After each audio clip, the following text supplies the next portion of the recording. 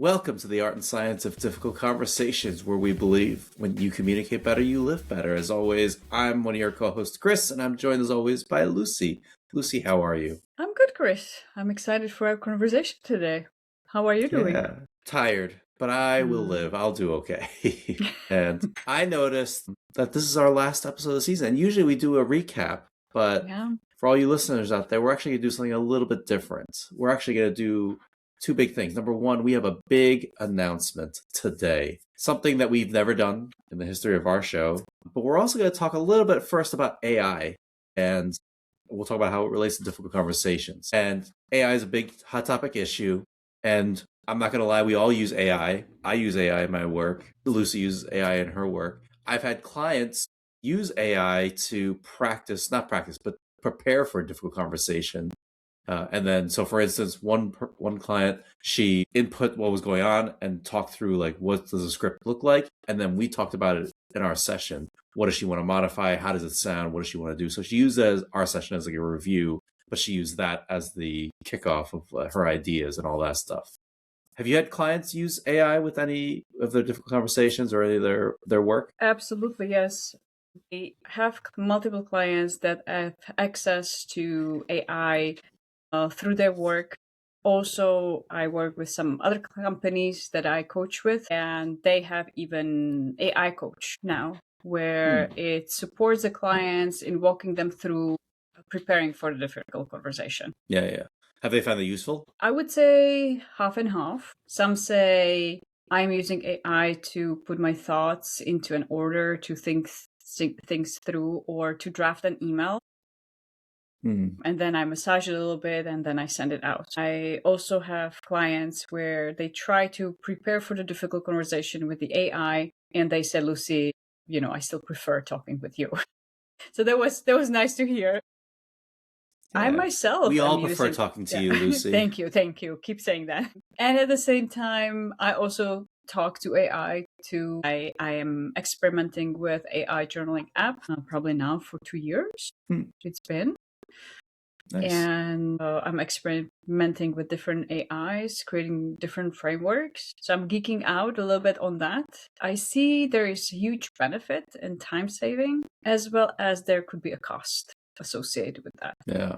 Well, one of the things that has come up in our work here is we're just doing a podcast, so we're just talking, we're interviewing people. But every now and then we will use AI on our work. And interestingly enough, Lucy will sometimes use AI to write outlines of our shows. And most of the time it works and it helps us kind of structure what we'll interview with the guests. What's interesting is today, for this episode, she did a regular outline.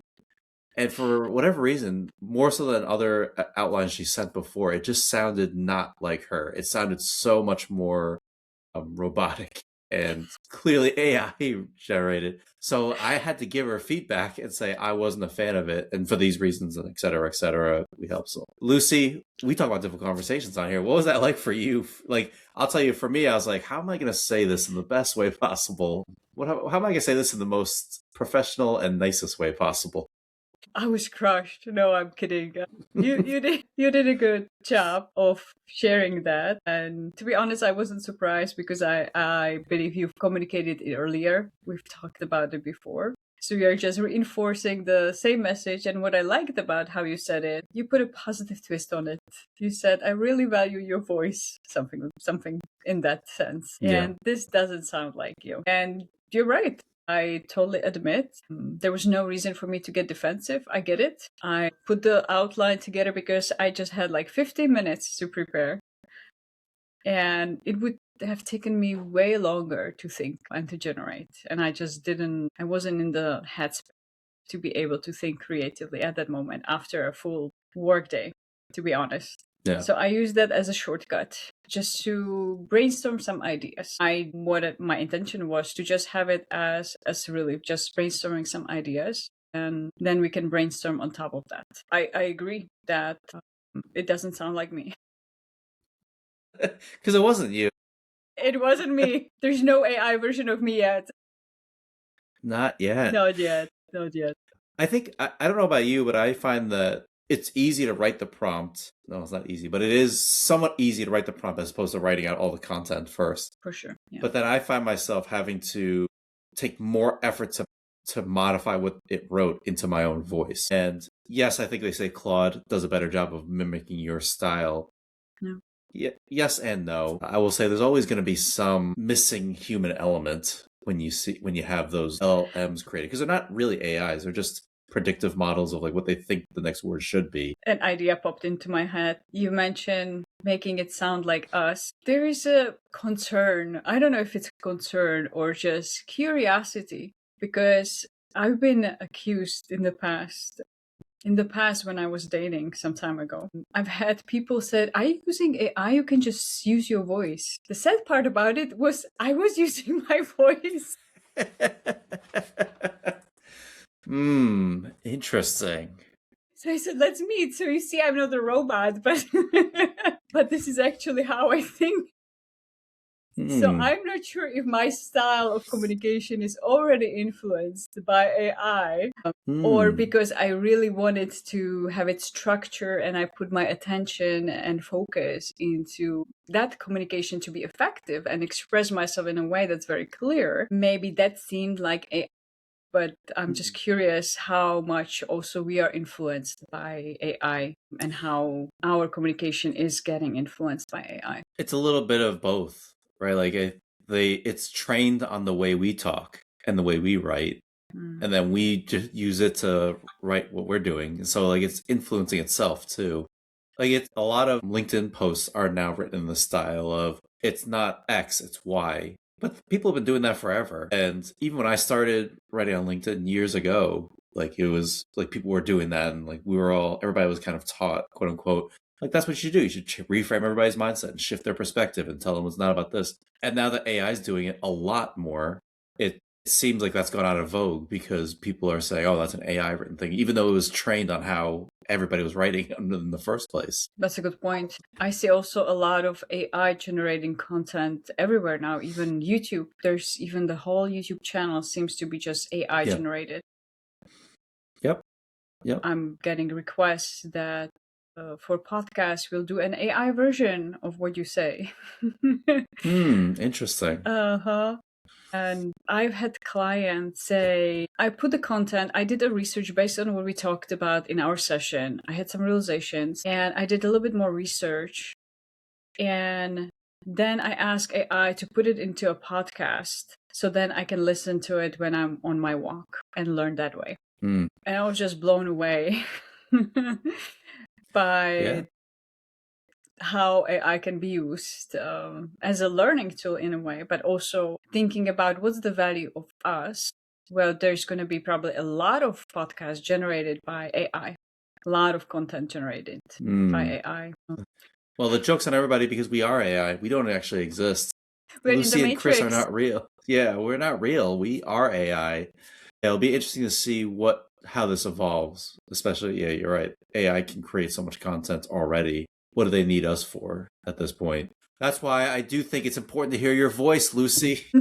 Your voice is important. My voice, our voices, because again, it's not actual artificial intelligence. It's just a predictive model that predicts what the words should be based upon the context. So it doesn't have any evaluative quality to know whether that word is accurate or right or correct. It's just based upon like the context it's right, but whether it's actually right in the concept, it will have no way of knowing that. We could have the whole philosophical discussion on top of that about, whether AI might become conscious at one point and whether it might be able to discern this. Yeah.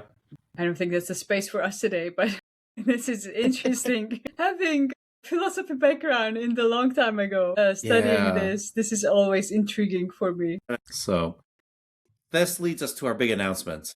And something that we haven't talked about here before, we haven't done before. Lucie, what do you think? Can you guess what our big announcement is? What it might be? Maybe I need more coffee to remember. The big announcement, there are so many possibilities, is about summer. Do you want to build on that? What about the summer? Yeah, well, you know what? We've been doing this. This is the end of our season 3 where we're just, we've been trucking along. We've been doing this every week.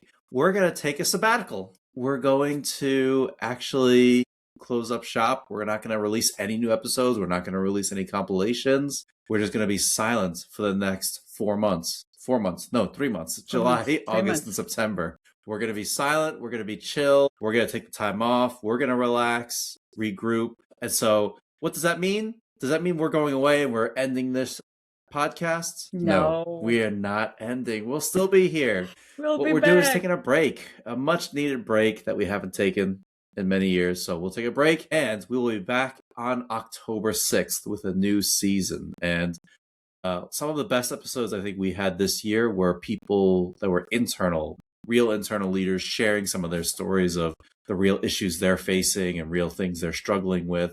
And so we're going to lean more into that. We're going to feature more internal leaders. Really, how do you work with a leadership team who doesn't seem to be working well together? How do you give feedback to a higher performer who is really important to your team? Somebody who's really vital. How do you lead change and all the employees are fighting you on this every step of the way? How do you deal with all of that? So we're going to showcase more stories just because I think that's where people are really learning, or people are really valid, or that's what's really resonating with people, right? People are really enjoying hearing real stories, knowing that I'm not alone in this. Absolutely. I think that's so important to know. Like, we are not the only company dealing with this. We are not the only industry dealing with this. This is in so many businesses and organizations that face these challenges and that have these difficult conversations, and also sharing hopefully the hope and light at the end of the tunnel that this is possible to change through sharing the real stories of the leaders. So I'm really excited to have our guests. Yeah. So Lucy, what are you gonna do with your time off? I'm gonna take 3 months off and do nothing. Well, part of my brain wishes that.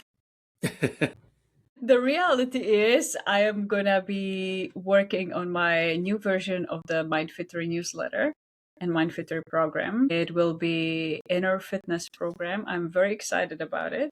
So I'm in the final phases of development. So I'll be completing and launching that in summer.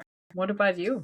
What are some of your plans? My plans are to continue working. We don't make any money from this podcast. And so I think it's important for me to continue working so that I can continue helping to pay our mortgage, and we can continue to live here and pay for groceries and live life. And so I'll be working, obviously some vacation, some holiday sprinkled in there during the summer. But otherwise, just keep plugging away at work and doing other things and preparing for season 4 of this. And I'm excited because season 4, at the end of season 4, we might be having another surprise for listeners.